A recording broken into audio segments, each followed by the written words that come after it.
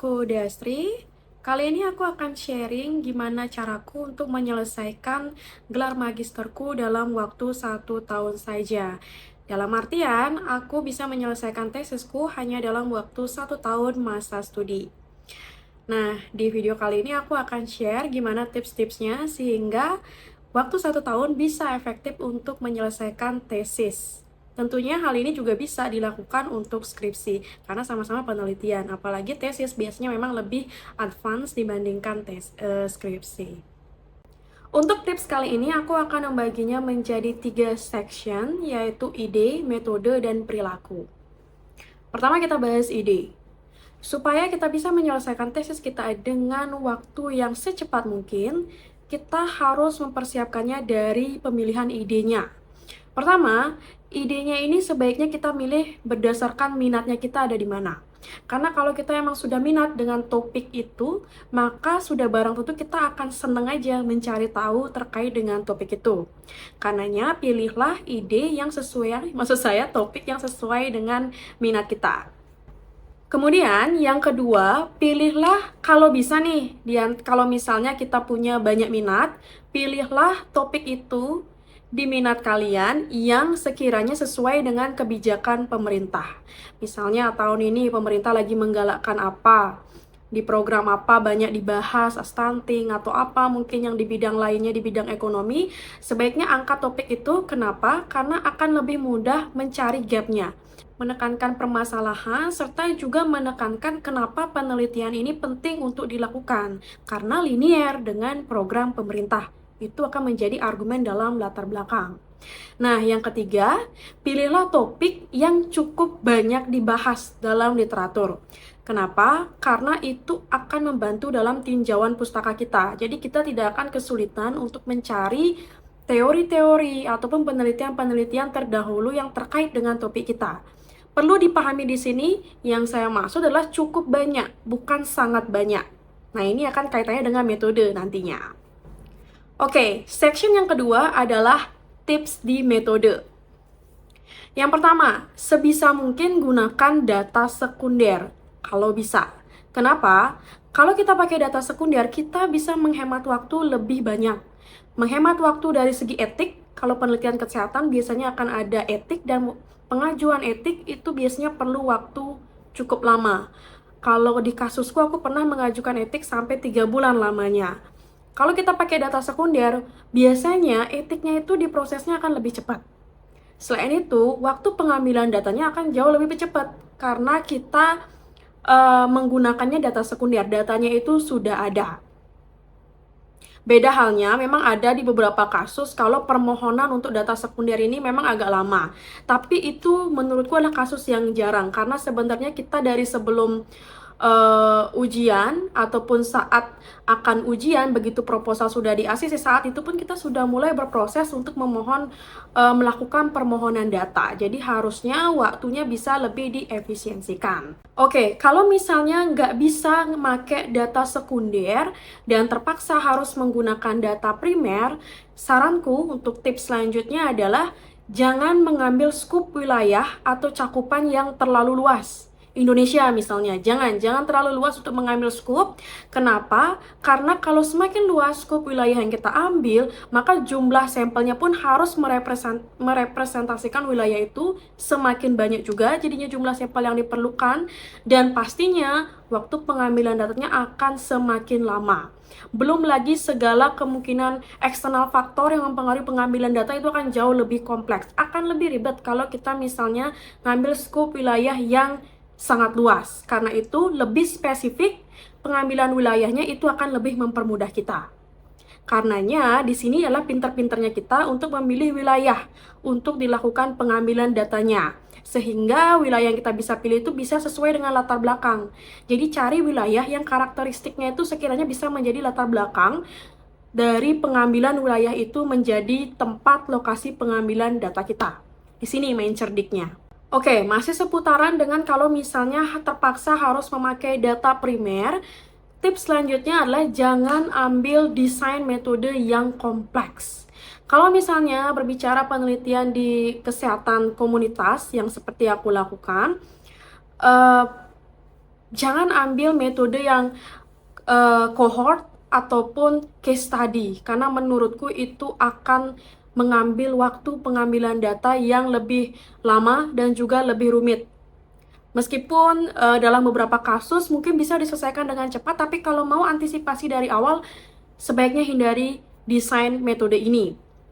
Beda ceritanya kalau misalnya menggunakan data sekunder, lalu menggunakan pendekatan case study, bukan case study, tapi case control maksudnya. Nah, itu beda lagi, karena memang dia menggunakan data sekunder akan lebih mudah untuk di-manage proses studinya. Tapi kalau data primer sebaiknya cukup pakai cross sectional atau paling lah levelnya pakai mixed method. Mixed method saja itu sudah pengambilan datanya akan lama karena dia menggunakan pendekatan kuantitatif dan juga kualitatif dalam suatu waktu atau mungkin sekuensial begitu misalnya juga bisa. Kalau mixed method itu ini sudah tingkatan yang susah dan tentunya lama untuk seorang mahasiswa lakukan sendiri ya, pendekatan yang seperti ini. Jadi pilihlah desain yang sekiranya tidak menyulitkan kalian. Karena itu, balik lagi dengan tips yang di ide tadi, kenapa saya arahkan untuk mencari topik yang cukup banyak dibahas, bukan yang sangat banyak dibahas, itu kaitannya dengan ini. Jadi kalau misalnya topiknya itu sudah sangat banyak dibahas, jadinya kita main novelty-nya itu di metodenya yang kita lebih advance gitu misalnya yang ditawarkan. Kalau misalnya literaturnya sudah sangat banyak yang bahas topik itu kelemahannya jadinya. Karenanya cari yang sekiranya dia cukup banyak dibahas. Yang dimaksud cukup banyak dibahas ini agak subjektif ya. Kalau yang biasanya aku temukan adalah yang misalnya penelitian kuantitatif surveinya aja itu dalam 5 tahun terakhir itu mungkin nggak nyampe 5 literatur atau mungkin 5 terlalu sedikit ya, 10 literatur lah, tapi di wilayah yang tidak begitu luas. Misalnya di suatu kota dilakukan surveinya gitu misalnya. Yang seperti itu. Jadi literatur itu masih bisa dihitung jari gitulah. Tapi ada. Nah, yang kayak gitu. Itu bisa dikategorikan literatur yang cukup topik yang cukup banyak dibahas. Karena kalau misalnya kita pilih topik yang benar-benar nggak pernah dibahas atau sangat sedikit dibahas, maka kita akan kekurangan literatur untuk menjadi bahan kajian pustaka itu akan sulit lagi. Karena kita posisinya adalah mahasiswa bukan pihak ahli, sehingga akan sulit untuk mencari kajian teoritis dan lain-lainnya. Jadi itu juga tidak aman, posisi yang seperti itu. Paling aman adalah ketika topik itu cukup banyak dibahas. Dalam 5 tahun terakhir ada 10 lah literatur, mungkin nggak lebih dari itu yang membahas terkait topik ini. Berkaitan dengan cukup banyak dibahas, juga seperti ini, aku ada topik yang dimana dia itu penelitiannya dalam 5 tahun terakhir ada belasan literatur, tapi semuanya pakai pendekatan kualitatif. Yang kuantitatifnya bisa dihitung jari, cuma 3 gitu misalnya. Nah, ini juga masih aku kategorikan topik yang cukup banyak dibahas. Karena masih ada gap untuk kita melakukan penelitian kuantitatifnya berupa survei. Masih bisa masuk kita lakuin surveinya. Karena yang pakai kuantitatif pendekatannya hanya 3 maksimal 3 literatur yang ditemukan. Yang kayak gitu-gitu, topik yang seperti itu masih bisa lah kita kategorikan cukup banyak dibahas dan menjadi topik yang sasaran empuk untuk dijadikan ide skripsi ataupun tesis. Begitu juga sebaliknya ya, menurutku topik itu juga menjadi cukup banyak dibahas. Kalau misalnya dalam 5 tahun terakhir ada 10 literatur atau lebih yang memakai pendekatan kuantitatif, tapi yang kualitatifnya baru 3 atau 2 literatur. Nah, yang kayak gitu-gitu, itu masih kategori, menurutku itu masih kategori cukup banyak dibahas dan menjadi sasaran empuk untuk ide penelitian skripsi atau tesis dengan menggunakan pendekatan kualitatifnya di suatu wilayah spesifik gitu misalnya. Yang seperti itu akan menjadi ide skripsi atau tesis yang lebih mudah dilakukan. Section selanjutnya adalah perilaku. Perilaku menjadi hal yang penting karena ini menjadi penentu apakah skripsi atau tesis itu bisa benar-benar terimplementasi, terselesaikan hanya dalam waktu yang singkat. Karena perilaku itu kan kita actionnya ya. Jadi kalau misalnya cuma berangan-angan aja atau hanya di bayangan aja gitu misalnya untuk mencari idenya, meskipun aku udah kasih triknya pun itu tidak akan bisa terrealisasi kalau tidak dikerjakan seperti itu. Nah, tips dari sisi perilaku yang pertama adalah untuk bisa menyelesaikan skripsi atau tesis dalam waktu secepat mungkin, maka wajib selalu dicatat dalam dirinya bahwa setiap harinya harus ada progres. Sekecil apapun progresnya itu nggak masalah, meskipun hanya satu paragraf satu hari, atau mungkin hanya memperbaiki judul satu hari, mencari judul yang menarik gitu misalnya, itu nggak apa-apa, itu oke sebagai progres. Yang penting setiap harinya selalu ada progres yang benar-benar progres menuju uh, skripsi atau tesis itu selesai, seperti itu ya, bukan yang hanya untuk ngeles untuk diri sendiri ya, misalnya oh yang penting aku ada progres, ya udah aku ketik titik gitu aja dalam satu paragraf. Bukannya gitu. Kalian nggak lagi mencari alasan untuk diri sendiri gitu ya, ini untuk kepentingan diri sendiri. Jadi harus jujur, lakukan progres yang memang benar-benar progres setiap harinya, meskipun progres yang kecil itu nggak masalah. Itu hal yang terpenting. Kemudian yang kedua adalah jangan takut salah. Jadi jangan takut untuk maju bimbingan, jangan takut untuk maju ujian, karena pada dasarnya tidak ada penelitian yang sempurna, selalu ada kelemahan. Karena itu jangan pernah takut untuk maju, jangan selalu menunggu sampai sempurna dulu hasil kerja kalian sehingga menunda-nunda untuk daftar bimbingan ke dosen ataupun daftar ujian. Jangan lakukan itu. Percaya diri dengan yang sudah dilakukan dan kejar timeline. Nggak masalah kalau misalnya ditemukan kelemahan. Misalnya ketika kita bimbingan dengan dosen lalu ditemukan ada yang salah, it's okay. Nggak, itu bukan hal yang patut untuk menjadi membuat mental kita jatuh gitu, enggak ya. Tetap jangan takut salah, pada intinya ya, semua orang mengalami itu kayak gitu.